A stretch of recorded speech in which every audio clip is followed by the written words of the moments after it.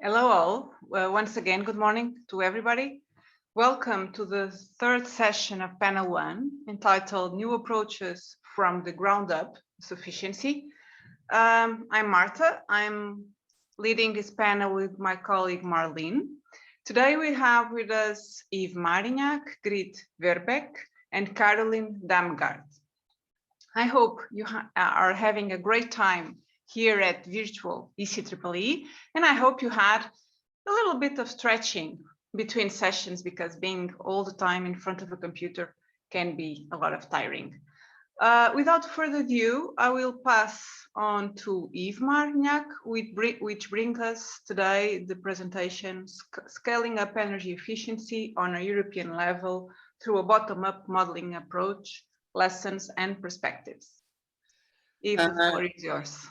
Thank you very much, and I'm very happy to be part of this virtual conference, although of course it's much less fun than being all together. But I'm very pleased to present you this work, which, as you could see from the number of co-authors, is really a summary of a collective work, and also a summary of a kind of ongoing work, which is why I'm going to focus more on methodological results than final ones. And I'm going to start with explaining where this project comes from and what it is about. The starting point was for us at Negawatt Association in France to think based on the work we had developed for more than 20 years in France on building scenarios and trying to show the importance of sufficiency, energy sufficiency, as part of a global sustainable approach, to try to develop the same idea, the same principles on a European level. And for that, we decided to start to work on a European scenario project, thinking of building this key message about the sustainability as a key leverage on the European level. And maybe I should start by saying more in detail what we mean by that. First of all, we really make the difference between what we call sufficiency, which is which encompasses all actions on the energy services that are delivered, and the priorities between those services, the level and quality of those services, as complementary to efficiency, which is the performance of delivering the energy through the energy chain up to energy services. And we've really developed this notion of sufficiency being not only a primary leverage to reduce the need for resources, but also being an important part of a global sustainable approach as a way to both in terms of scalability, affordability, resilience, to increase the sustainability of the overall energy system. This is the kind of principle that we discussed with some partners, which we gathered to work and to think first of this European scenario project and work on how to develop it.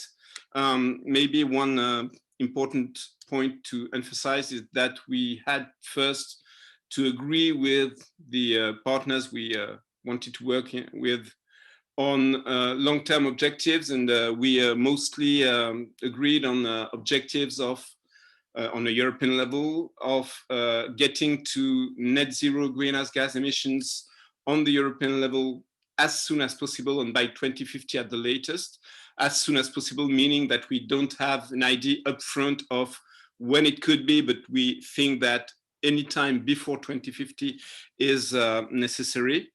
And a secondary objective, but which is very meaningful for us in terms of global sustainability and not only climate policy, is trying to reach 100% renewable energy supply on the European level. So this is the common ambition that we might share on the European level. And then the question is, how do you share this ambition and the burden of meeting it between countries, taking into account the history, geographical specificities, economic situation, and any kind of national context, which is really what we want to tackle with this project. So we had to think really about methodology, principle, and tools, and first of all to develop a European network, because we really wanted to gather partners that would be able to develop reasoning and develop projections about national trajectories that would later form a European vision. But we really wanted those national trajectories to be set in the national context and articulated to the national debates. So we progressively gathered up to no more than 20 organizations in 20 European countries. Most of them are active partners which try to work on developing national trajectories, but we also have partners that are not up to that level of engagement, but are observing partners and contribute to our overall discussions.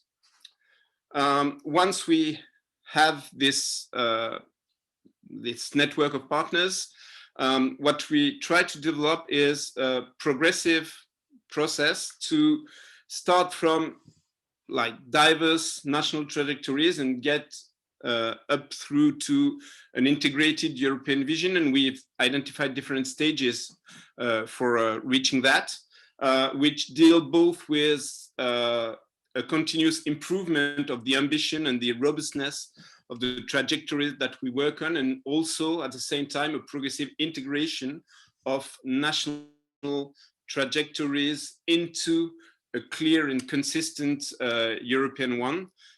So we have defined different processes, and we work through a technical dialogue with all the partners in that perspective. We are now on roughly on the stage 2 of the process, where we have national trajectories that start to be built, and we discuss on their and raising their level of ambition, harmonizing, and get to a first aggregated European vision, which we should get to roughly before the end of the year. And then we will further discuss on the integration of national trajectories into a European vision, taking into account the optimization that could be found between the potentials and the limitations that we find in the different countries.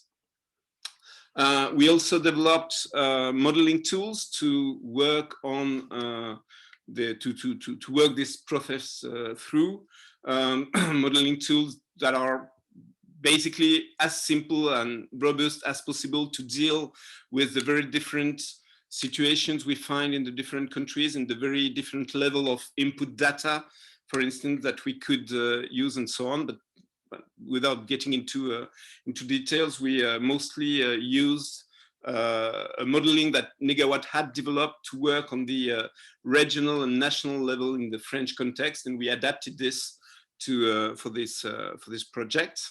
And this modeling and also the dashboard that we built to work on the description of the trajectories, of course, are mostly focused on energy consumption and mostly focused on integrating sufficiency indicators. So we developed, as part of the project, this detailed common dashboard, which we use, and it contains up to 600 indicators with a 5 years time frame describing trajectories up to 2050. But we are really using it to set a common framework of description of the trajectories, which then allows for discussing the leverages, discussing and comparing the level of ambition and level of action on each of the indicators and each of the leverages.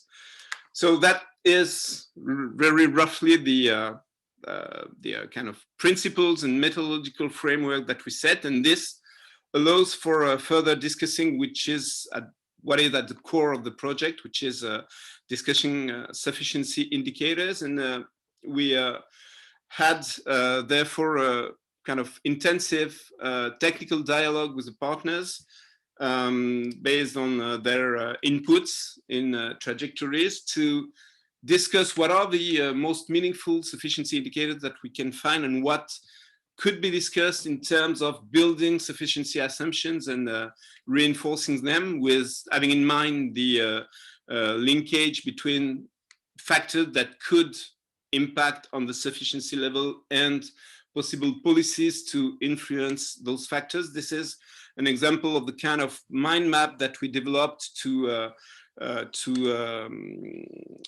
fuel that discussion on one of the basic and key sufficiency indicators, of course, in our project, which is the average square meters of floor area in dwellings per capita. But you can see that we really try to take into account not only quantitative indicators that contribute to the evolution of these square meters per capita integrating indicator, but also some qualitative indicators, that could be part of the narrative and could be part of the policy making as well.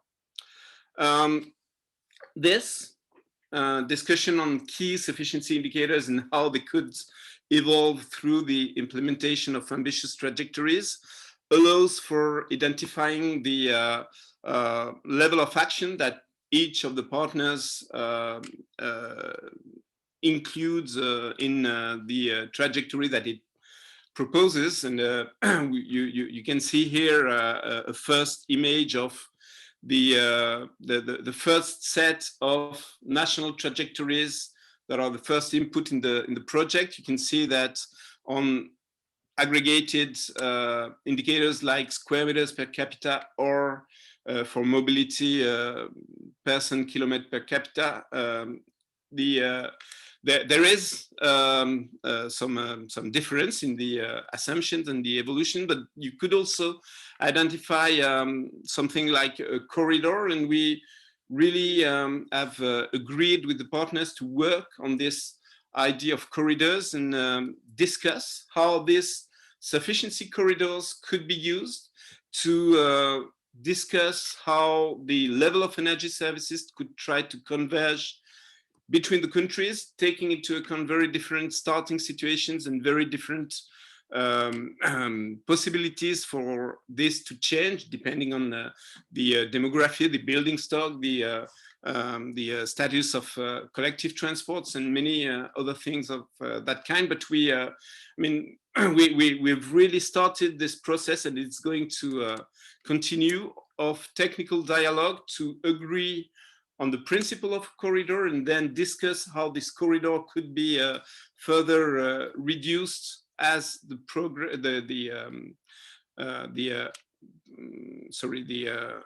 project progresses, and discuss with all the partners how the assumptions on how to reach that convergence could be built in each of the national contexts.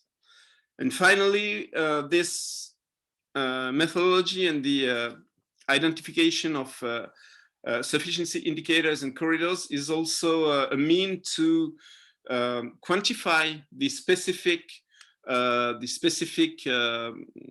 impact of sufficiency in building the trajectory, in meeting energy conservation objectives, and in meeting greenhouse gas emissions reductions. And we also discussed on how to separate in the quantification the impact of efficiency and the impact of sufficiency, taking into account that in real life or in the scenario as we can project it, these leverages are actually combining in a multiplying way.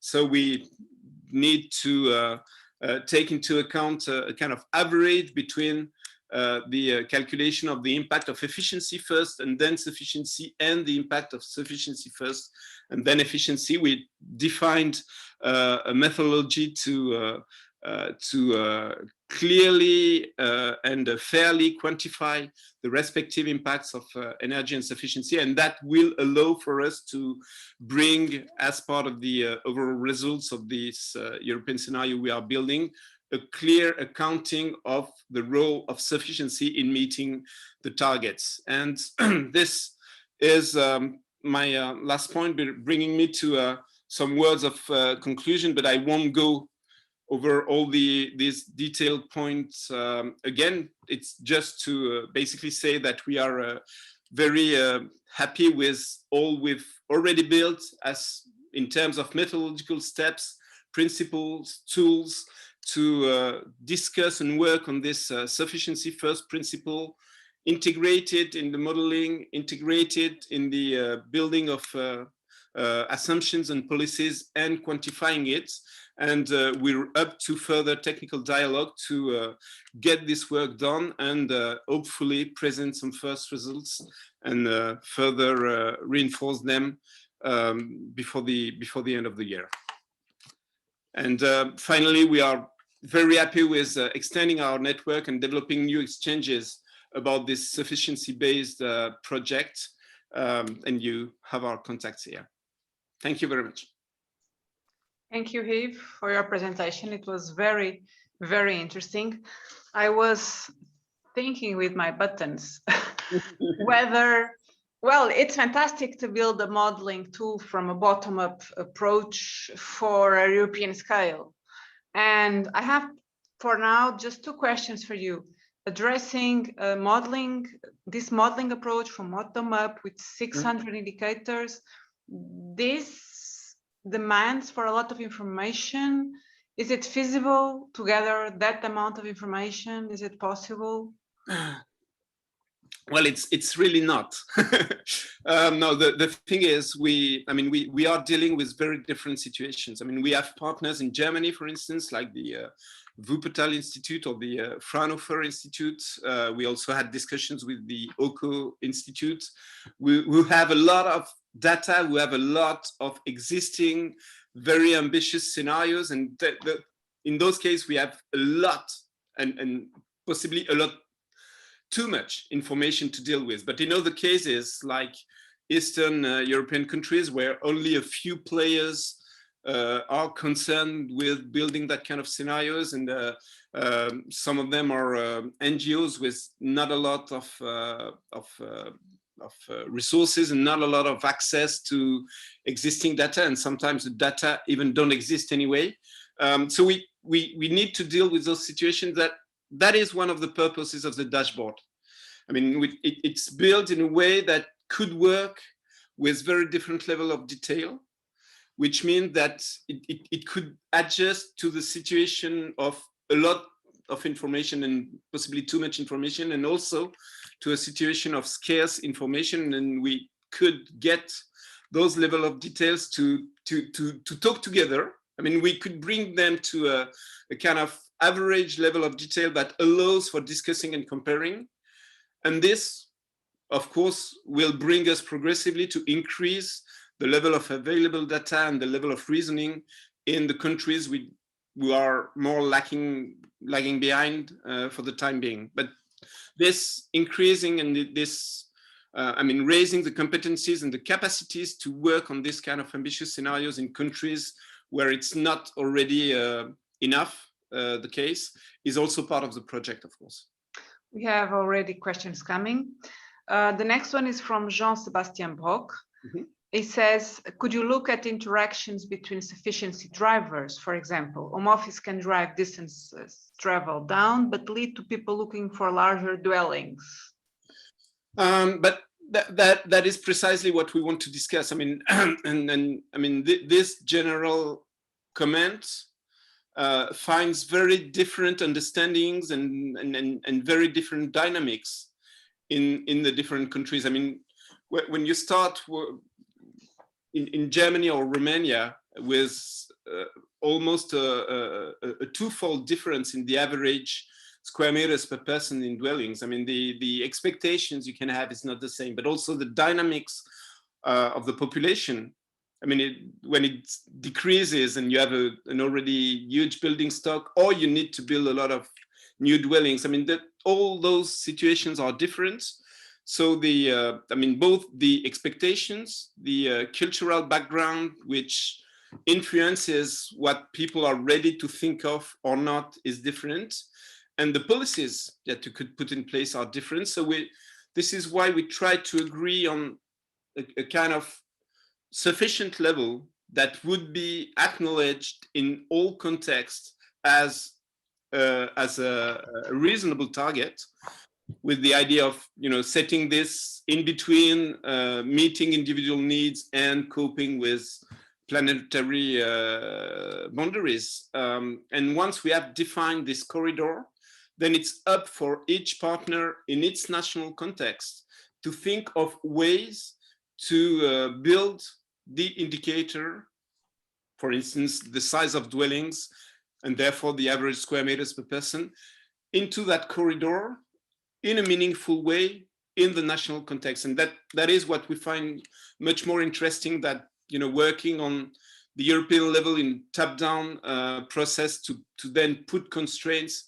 on national trajectories. We really want this sufficiency to be embedded in national meaningful reasoning.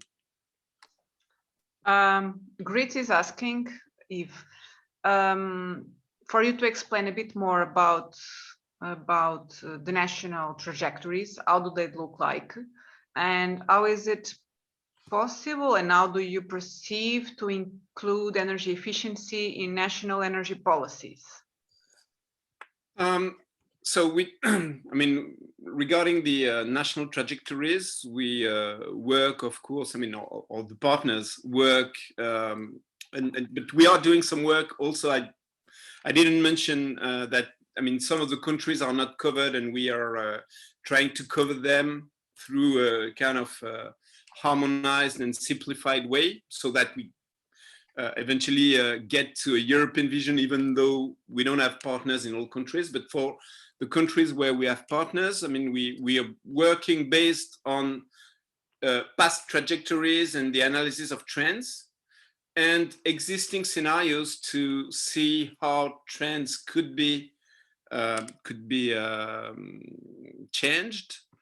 And once we have this first set of trajectories based on existing scenarios, I mean, as ambitious as possible, then we discuss how to reinforce some of the assumptions to better meet sustainability objectives.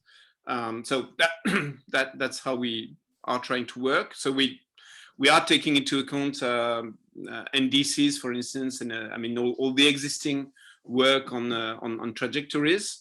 And when it comes to building sufficiency policies, I mean, Gonzalo Sanchez is right to point to the fact that it goes beyond energy policies, but we are including in our reasoning sufficiency on materials, for instance, or sufficiency or on land use.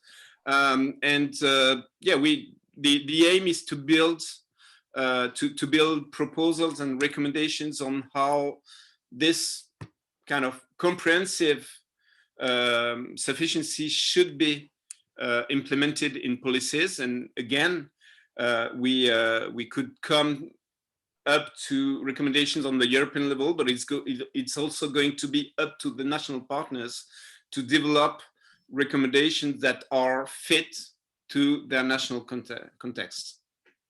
Thank you, Yves. Thank we you. need to proceed. Thank you so much. Let's proceed to the next speaker, Grit Wirbak, which brings us a design process for resident-oriented, sufficiency-based energy renovation approach for dwellings. Grit, the floor is yours. Good afternoon. I would like to present the outcome of the PhD research by Anne Bosseri, one of my former PhD students, on the development of a design process for a resident-oriented, sufficiency-based energy renovation approach for dwellings.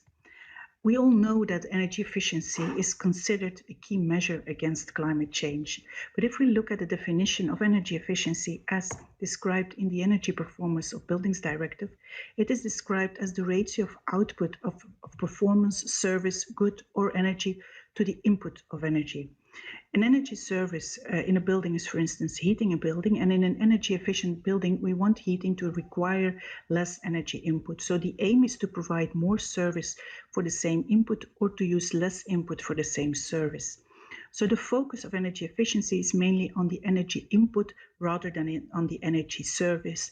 This is also reflected in the energy labels that are used in all EU member states to describe the performance of buildings and which are typically described or expressed in units of kilowatt hours per square meter.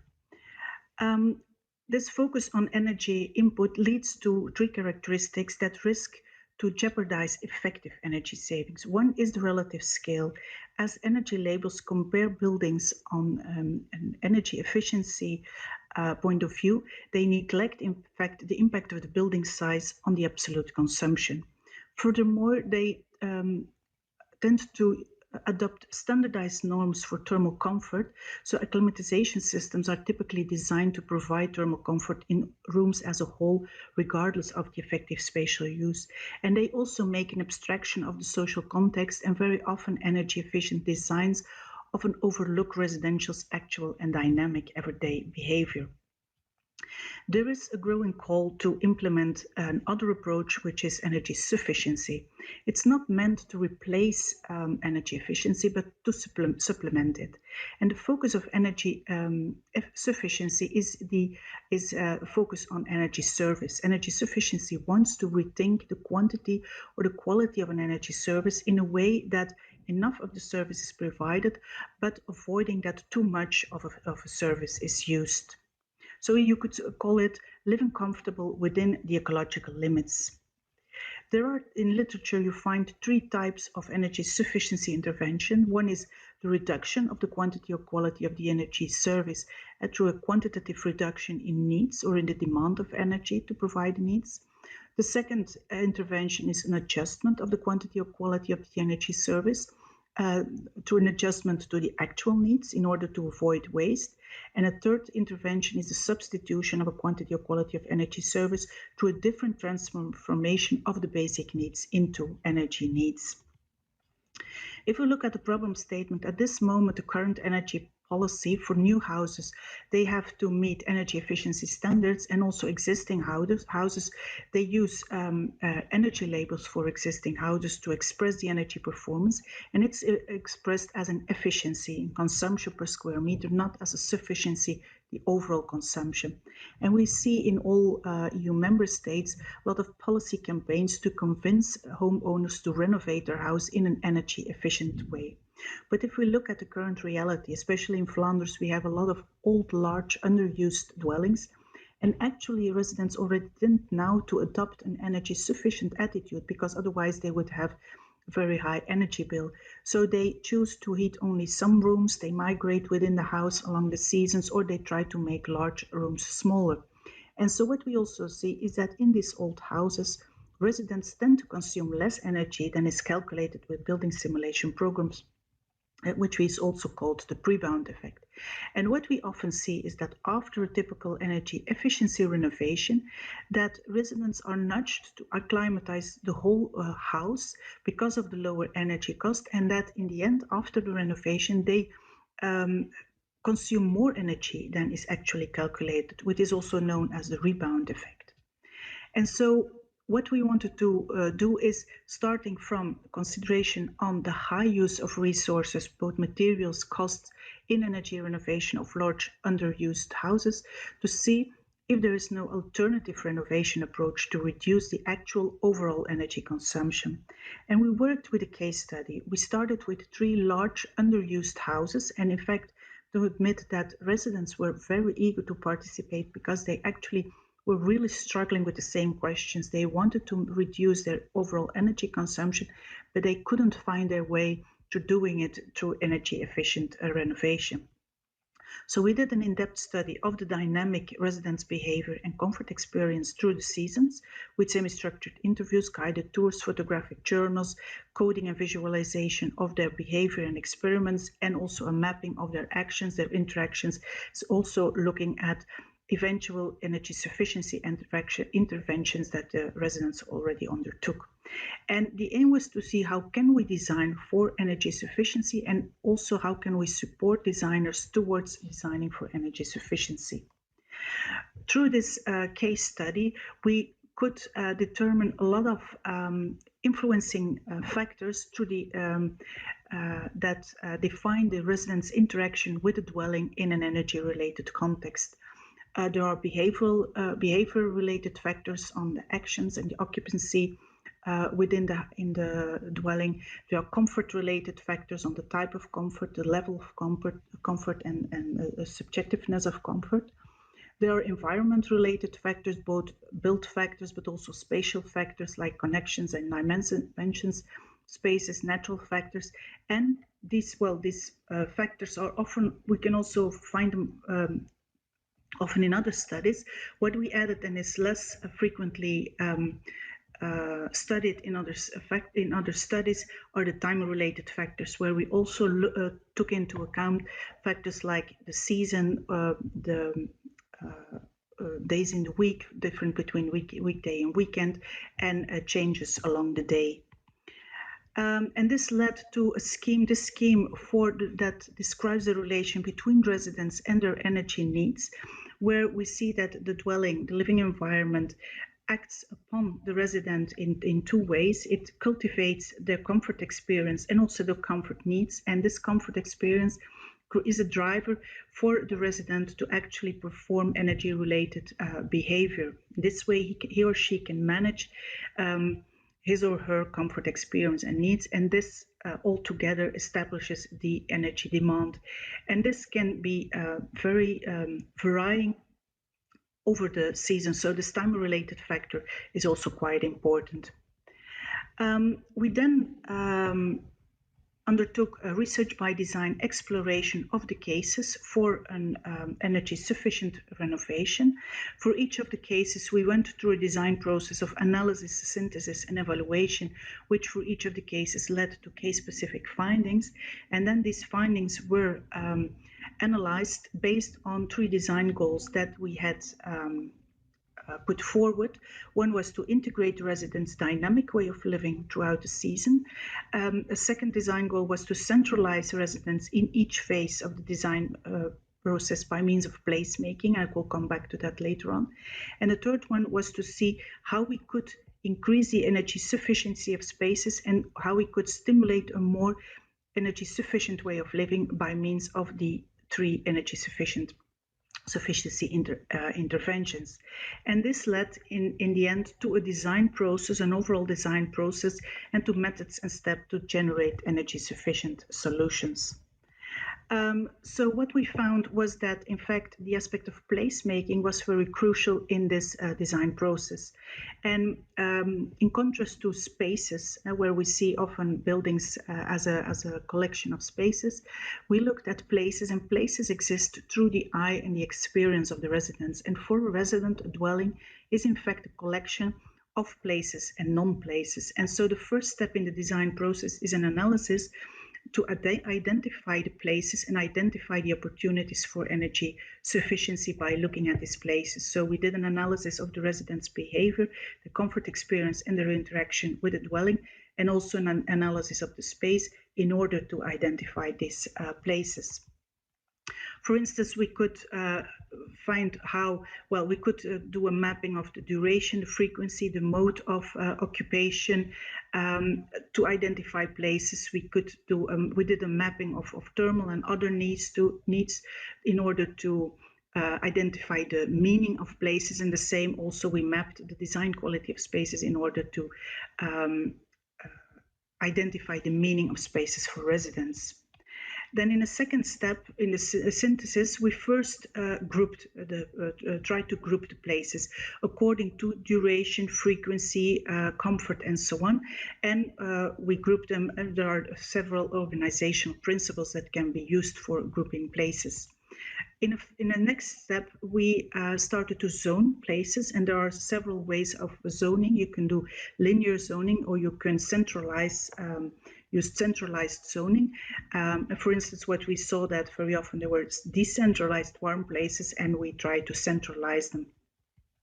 And then in the last step for the synthesis, what we did was linking the spaces, and there are different ways of linking spaces. By interlocking them, they can place a space within a space, make adjacent spaces, or use a buffer as a common space. And also the nature of the link can be different. It can be a closed link, an open link, or flexible link.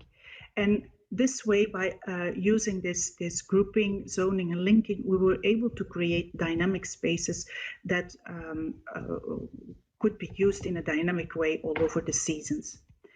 One challenge was the evaluation. As I said, we want to reduce the overall energy use. For energy efficiency, typically an evaluation is done with building simulation, but this is much more difficult for energy sufficiency. So what we did was we developed a qualitative evaluation scheme based on 2 design criteria and 2 boundary conditions, which in fact are kind of questions that a designer can use to, in a qualitative way, evaluate to which extent his or her design will lead to a lower energy consumption. And so this led we tested this methodology during 4 years with master students in architecture, and this test we could use them to fine-tune it and to optimize it. So it was an iterative development process, and what we really came out and could conclude based on this development process and the feedback we had got from students, and the way we saw that they at first struggled with implementing it, that in fact energy efficiency and energy sufficiency are really different concepts. With energy efficiency, the house is looked at as a product. So we create an energy efficient house, while energy sufficiency is much more about a process and a practice. We want to create or support an energy sufficient dwelling as an act. And so the design approach is also different, where for energy efficiency, it's much more an object-oriented or object-centered approach, where a list of energy efficient measures are applied, whereas for energy sufficiency, it's much more a resident-oriented design approach, where placemaking is in fact the starting point for the design. And so energy efficiency or energy sufficiency is much more about making places comfortable rather than making rooms or buildings comfortable. We saw that there's still, there's quite some support needed, because architects are in general trained in this object-centered design. They design the building as a whole, and for energy efficiency, they are really used and trained to optimize the building scheme and the building systems. So we really saw that there is strong need for design supportive instruments to switch towards this resident-oriented design. And as I said, placemaking is kind of starting point for the meaning of places. And then a design should be created that enables a dynamic way of living throughout the seasons. And we saw that, in fact, already well-known strategies, but that are not always used in the context of energy, can be used to support this process. Strategies such as climate responsive design, which of course is related to energy, but also strategies such as building with adaptive ability, or strategies for user-centered design. And so this way we were able to develop a lot of design tools to support architects in order to switch toward energy sufficient design. Thank you for your interest. I'm open to questions. Thank you, Grit, for this presentation. I think one of your main conclusions is that it's not easy to quantify the sufficiency and how much is enough, and how the sufficiency translates into concrete and real things in your process of architecture design, right? Yeah, well, we hope to be able to actually implement this in practice and through measurements have an idea about the impact of the measures that we propose. But I think the way we looked at it can give an indication by designing so that the heated rooms are smaller or heated up not all the time or just intermediately.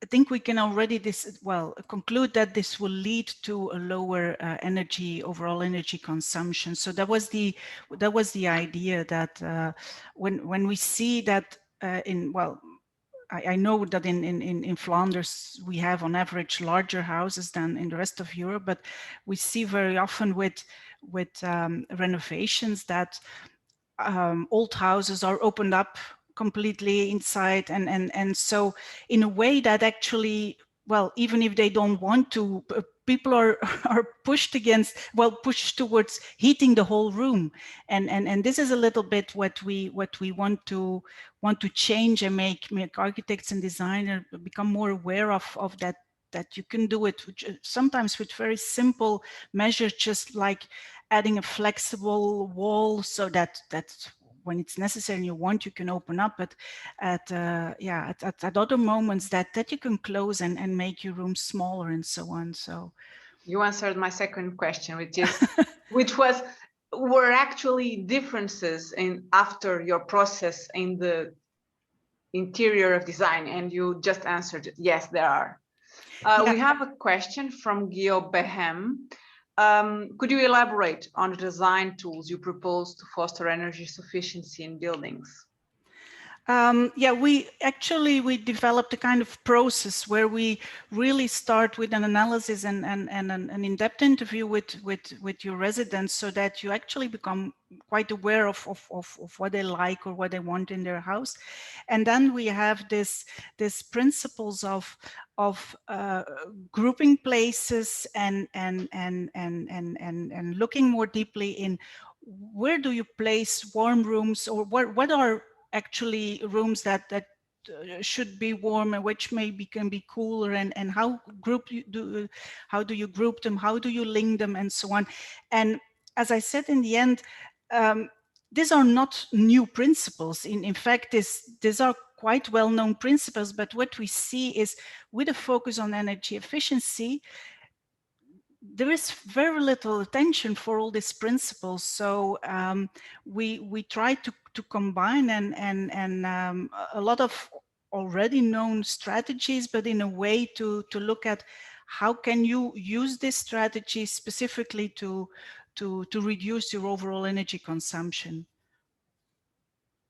We are a bit over time. I will pick one of the two questions that are still here, which I'm also curious to know, which is, for how much percentage can you decrease energy use per square meter by using a sufficiency approach instead of efficiency approach?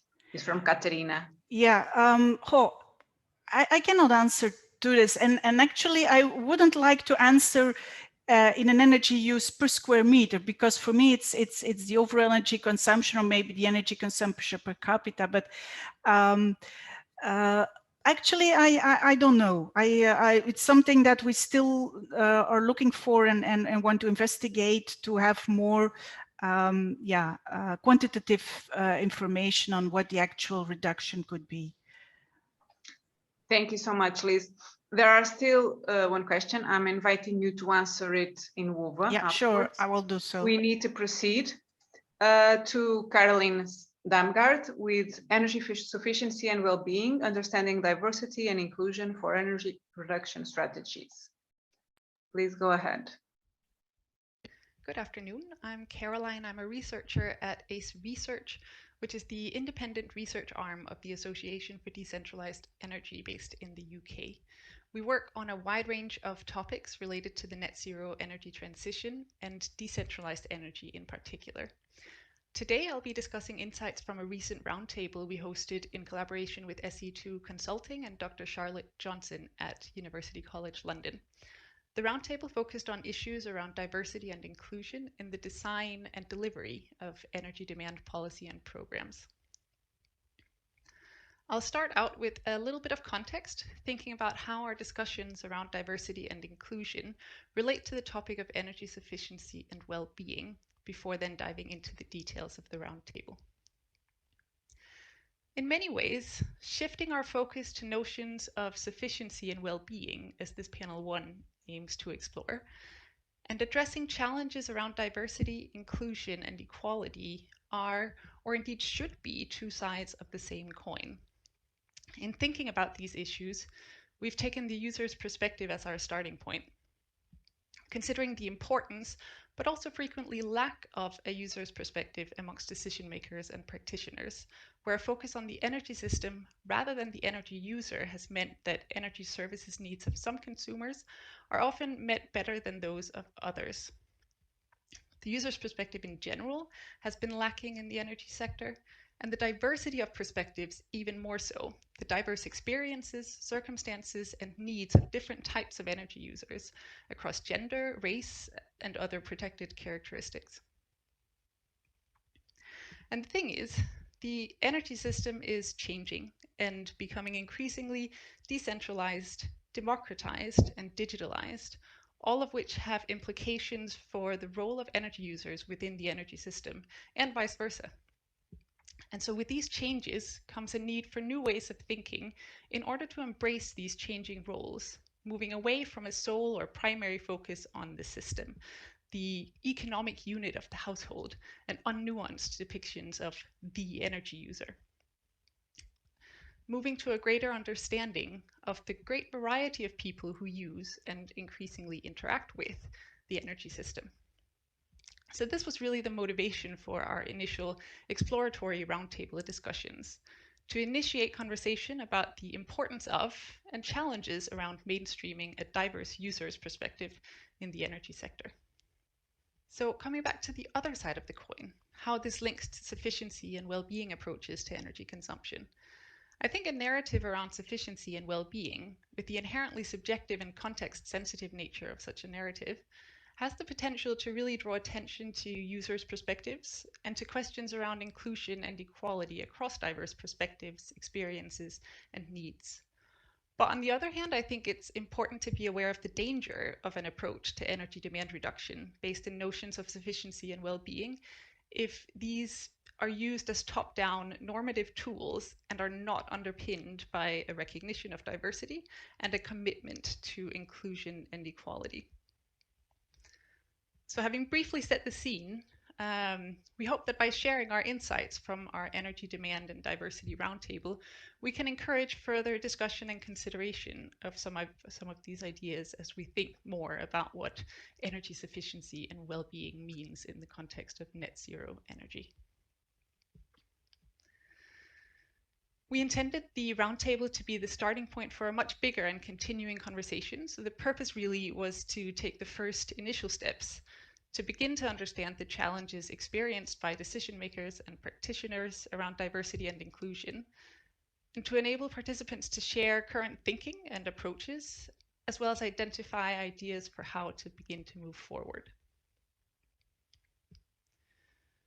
We intentionally kept the group of participants quite small, small enough to enable in-depth discussion. We did have some unfortunate last-minute cancellations, so the group was reduced to a total of 14 participants, excluding the project team. We were particularly sorry that a couple of major industry representatives were unable to join at the last minute. And I think there's a great potential to pursue further interaction like this across these different actor groups in the energy sector with stronger industry representation in future. But regardless, we did have a strong representation across policy, the energy sector, and consumer advice experts, as well as diversity and intersectionality experts. And we were really pleased that we had some really engaged discussions over the course of the roundtable. I won't dwell too much on the details of the roundtable setup, but here you can see the main structure of the event. We started with an opening discussion to understand the lay of the land, if you will, how these questions currently are being thought about or not, and what challenges participants are or have experienced. We then had 2 research presentations highlighting some of the excellent academic work going on in this area, with particular focus on recent projects around disability and gender in the context of demand reduction initiatives. We followed this up with short responses from an expert panel, reflecting on the 2 presentations and contributing insights from their respective professional experiences. We then closed with a second round of discussions where participants were asked to reflect on the presentations and the earlier discussion and start to think about what they feel is needed in order to move forward.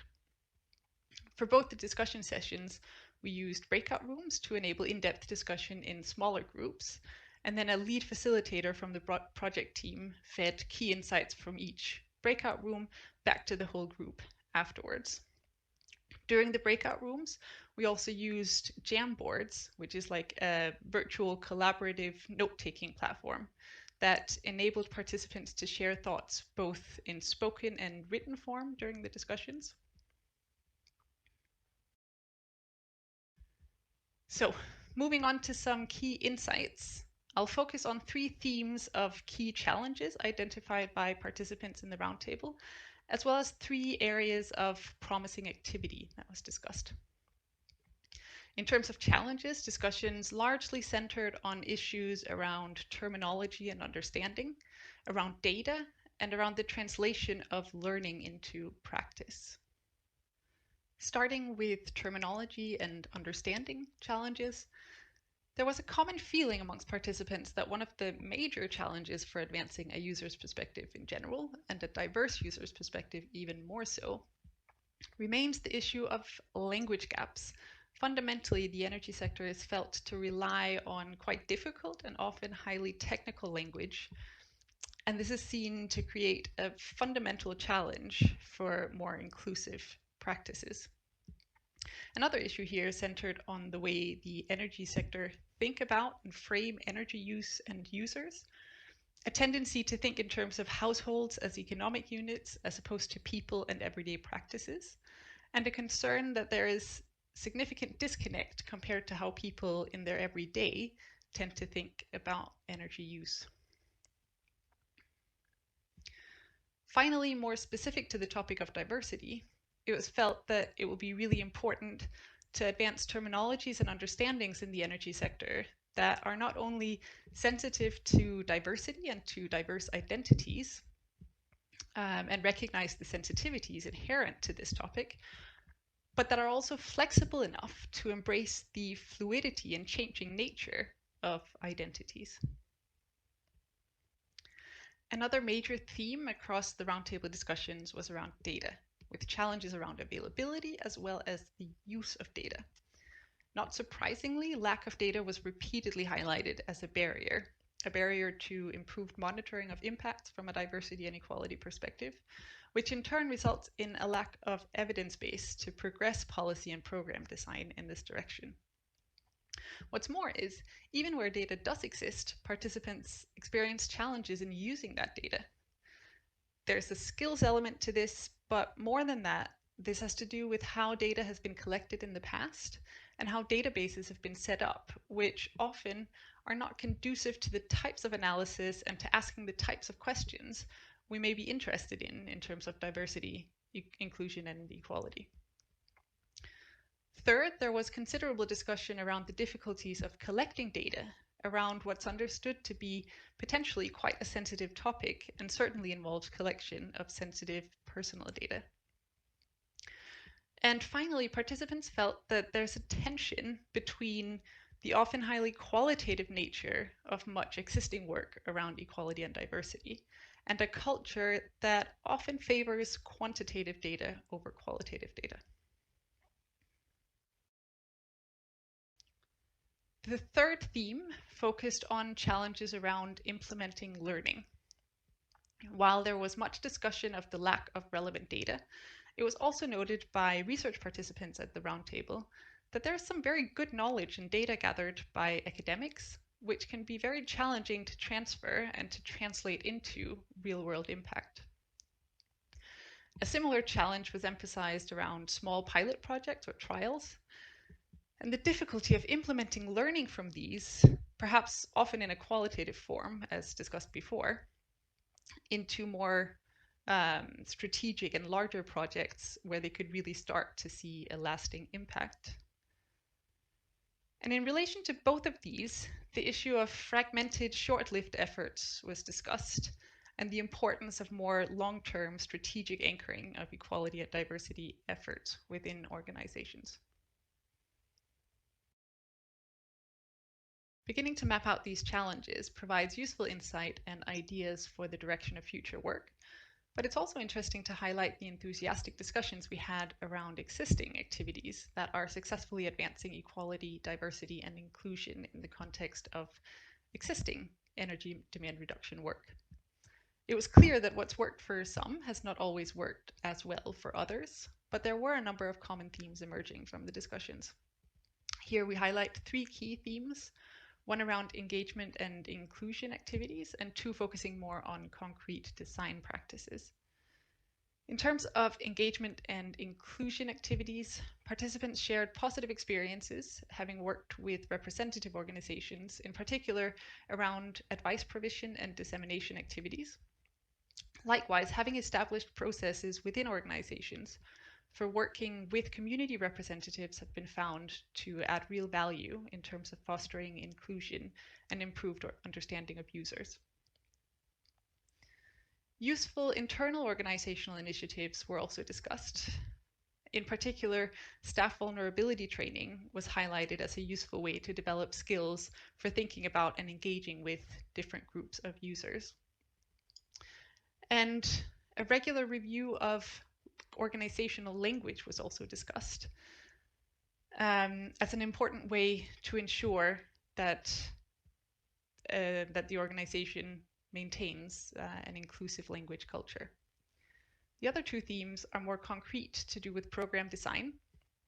There was a real enthusiasm for holistic design principles as a useful way to engage users' perspectives and equality and diversity questions throughout systems design, right from technology through to market and governance arrangements. But there was also a recognition that this kind of thinking and working requires skills, and that for many organizations, this will require a level of upskilling. Last, but certainly not least, the theme that really drew attention was the idea of co-design of demand reduction programs, designing programs collaboratively with the user. And those familiar with the approach emphasized that while co-design of programs may be hard work, it's perhaps not as hard as it seems, and ultimately, it was emphasized, it really is worth it. Co-design raises interesting questions that are central to a diversity and inclusion perspective around how to define and identify relevant groups. And interestingly, rather than being seen as prohibitive, this was seen actually as an opportunity to think more inclusively around potential user groups. To conclude, I think for us, one of the most important takeaways from this roundtable was the appetite amongst participants to take this discussion further. This was just a teaser for what's felt to be an exciting, crucial, and much bigger discussion. In terms of concrete takeaways, we need to change the narrative and advance equality and diversity efforts not as an impossible and dreaded task, but as an exciting and doable initiative. We need to collate the evidence, make use of existing data, and improve future data collection to build the evidence base to improve our understanding and engagement with these issues. Equality, diversity, and inclusion need to be anchored strategically within organizations in the long term to facilitate consistency and long-term implementation. And finally, there appears to be a real enthusiasm for exploring new ways of working with holistic design and, in particular, co-design to put the user's perspective front and center. And on that note, thank you very much. I hope this has been interesting, and I look forward to further discussion. Thank you, Caroline, for this fantastic and interesting presentation. We have already questions online. Ted Moose asks where, if the regulatory reasons, privacy law, GDPR, that were they a barrier to access data? Were they mentioned as a barrier to access data? So we did explore this in a bit more detail. Specifically, this related to that comment from research participants around the challenge of transferring academic knowledge and data into the real world, if you will. And it wasn't so much around concrete privacy laws that there was a concern. It was more challenges around uncertain political context. So in the UK, specifically, it was mentioned the whole political context around Brexit created uncertainties and challenges in interacting with political stakeholders, for example. But I think also there's an element of awareness or lack of awareness amongst industry and policymakers around where to find these data sources that to researchers are actually made quite easily available. While other questions come to this session, we have already a question for all the speakers, and I hope everyone, I would like to ask Yves and Grit to turn their cameras on. We have a question from Gavin Killip. How do we fairly account for differences in culture and social norms between countries? For example, you've mentioned the difference average dwelling size between Germany and Romania. Are those cultural social norms changeable by policy or other means? Is that even desirable? So I launch this question to all of you.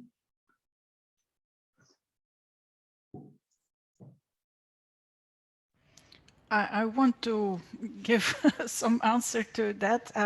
I think indeed, well, if I reflect on, as I said, on Flanders, we're living in quite large houses, and I don't think that it would work if through policy they say, oh, you should live to smaller houses. That would create quite some resistance. But at the same time, yeah, we see that it's mostly quite high income household, affluent households who are living in these houses, and I see more and more willingness. Well, it's not yet so broadly noticeable, but about looking at this excess consumption and what the impact is, and I think in one way or another we will need some policies that that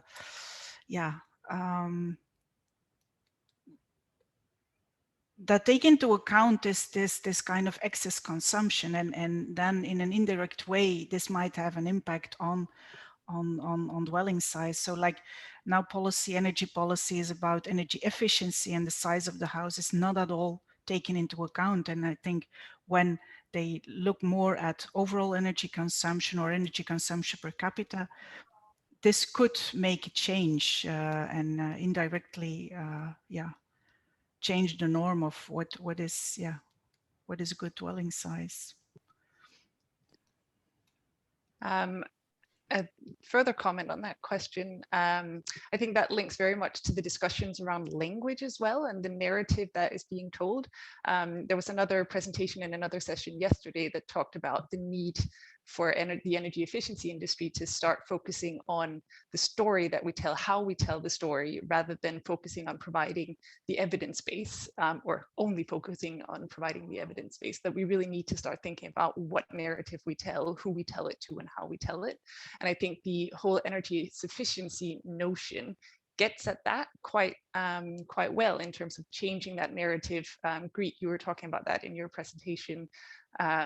You know, how moving away from the household as a unit, I mentioned that in my presentation as well, and thinking more about services and changing that narrative from the fabric of our houses to how we use our spaces, and changing that focus on quantitative measures of efficiency to more qualitative understandings. And is there a role for policy there? Perhaps, but I think it's also a wider sort of cultural narrative piece, that the energy sector has a role in changing how we talk about these questions. I will pick what you said, Caroline, about qualitative insights, and ask Yves how are qualitative insights being incorporated in that modeling exercise? Well, first of all, I want to emphasize that, I mean, policies actually shape the level of energy services in different countries. I mean, they have shaped it. I mean, either directly or indirectly through the impact of policies on social and cultural norms. So it's most of the time not explicit, but policies do impact the level of energy services. So the issue now is not to start policies that deal with that, but start to explicit the way policies deal with that. And once you have said that, I mean, you have to take into account quantitative objectives, which is the meaning of the corridors I referred to. I mean, it's fair to think that there is a kind of upper and lower limitation to what is acceptable in terms of like size of dwellings, for instance, and that there should the convergence should be sought. But then it's also fair to take into account differences between countries, and some of these differences come in a quantitative way. I mean, like the size of population, the size of build, and the type of the building stocks, for instance, but also on a more qualitative way. For instance, we have discussions in another project with partners in Hungary or Lithuania about the change in the way families used to have the older people in the younger generations dwellings. And I mean, this was a cultural habit which is changing. I mean, this brings a qualitative notion that you have to take into account. The way we are trying to deal with that is in our project is first to be very kind of straightforward with quantitative issues, very direct and simple in the way we represent them through the indicators, the dashboard, and this simple modeling, which leaves room for discussing the more qualitative aspects that have to be taken into account in building quantitative assumptions. But I mean, that is not simple, and you have to take into account political context, which is what we are trying to do. We are already in discussion period, so we have 3 questions. I will launch them for all our presenters, and afterwards you will answer to them. First of all, Jean-Sebastian Roch asks, following up on Gavin's question, differences within a country can be much larger than differences between countries, especially due to growing inequities. Is fairness a dimension that was or can be considered in your research? Another question from Gonzalo Sanchez, for all of you, asks, how can the real estate sector promote sufficiency measures? How can citizens be offered housing that suits their needs and at every stage of their lives? And finally, John Rolat asks, is funding an issue with the area of co-design? Who pays and who benefits? How is the value extracted to evidence for the entity paying? And the last one that I will take for now is from Jackie Pett. Is there any scope for collecting the experiences of eceee members in adapting their own homes for lower energy use efficiency? Over the last 20 years, there must be plenty of examples and probably willing participants. Please, the floor is yours now. Who starts? I can start with the point about the co-design and funding, and give a very quick short answer to that, which was yes, that is a challenge, and that was a challenge that was identified by participants in our roundtable. Co-design was identified as a really useful way to start thinking about some of these questions, but it was also highlighted that that finding funding sources for this particular way of working remains a challenge. I don't know if any of the other panelists have experiences with that. No, I don't really have. I don't really have experience with that. But I would like to answer on the fairness question, where for me also there the focus on not on energy efficiency or on energy consumption per square meter, but on energy consumption per capita could be a way to include fairness, because what we see is that a lot of, we did a study, and most energy efficient houses are owned by the highest income groups, and very often they have quite small, rather small household size, whereas on the other side we have some larger families living in not so energy efficient housing. But at this moment, this very energy efficient houses, if for instance there is a they get, for instance, tax reduction and so on, while in the end probably their energy consumption per capita could be higher. So in that sense, for me, this could also have an impact on a more fair, include a more fair policy by looking at energy consumption per capita.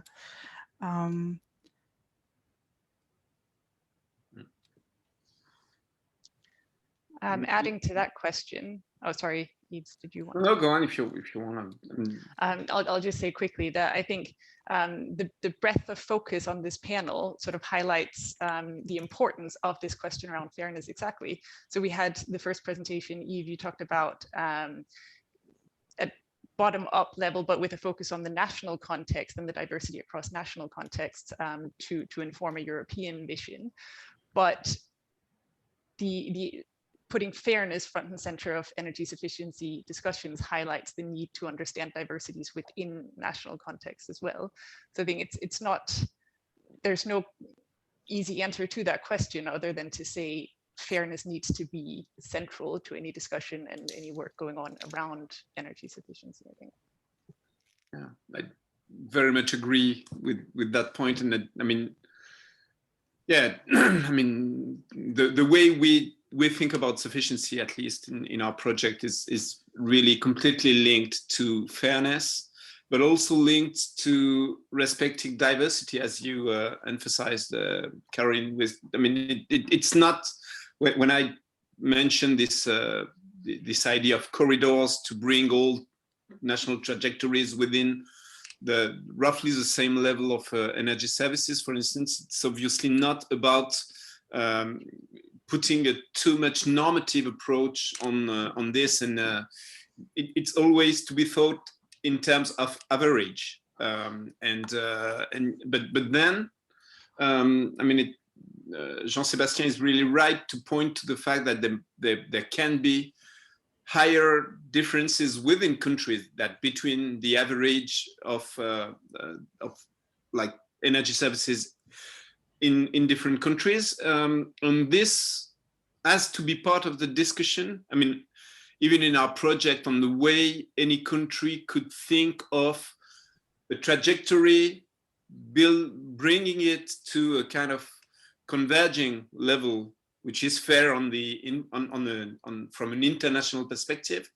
I mean, the way each country should think about it includes dealing with fairness issues in the country. I mentioned discussions we have with Lithuanian and Hungarian colleagues as part of another project called Cactus. I mean, when we started to talk about floor area per capita in dwellings, one of the issues that came very soon was the fact that they deal with overcrowded and undercrowded dwellings. So, I mean, even before thinking of the average number of square meters per person, you have to think of bringing a better balance between this overcrowded and undercrowded situation, which is, of course, completely related to fairness. So I mean, yeah, it has to be part of the discussion in any context anyway. The discussion is ongoing, but I think we need to wrap up. I would like to thank all our presenters for the productive and fantastic discussion, for this fantastic discussion. Also that you can answer on Wova and continue the discussion there, which means that discussion does not stop here and now. We can continue talking about these topics in the chat of Wova. And a request from Liz. We have 2 informal sessions this afternoon. One regarding the impact of energy efficiency projects on property values, and the other one about a pan-European interactive knowledge transfer platform for energy savings. They begin at 4:15, so please join them if you are interested. With further ado, I thank you all, and I'm looking forward to see you tomorrow morning, 10:30, at our next session of panel 1. Thank you. Thank you. Bye. Thank you. Bye, everyone. Thank you very much.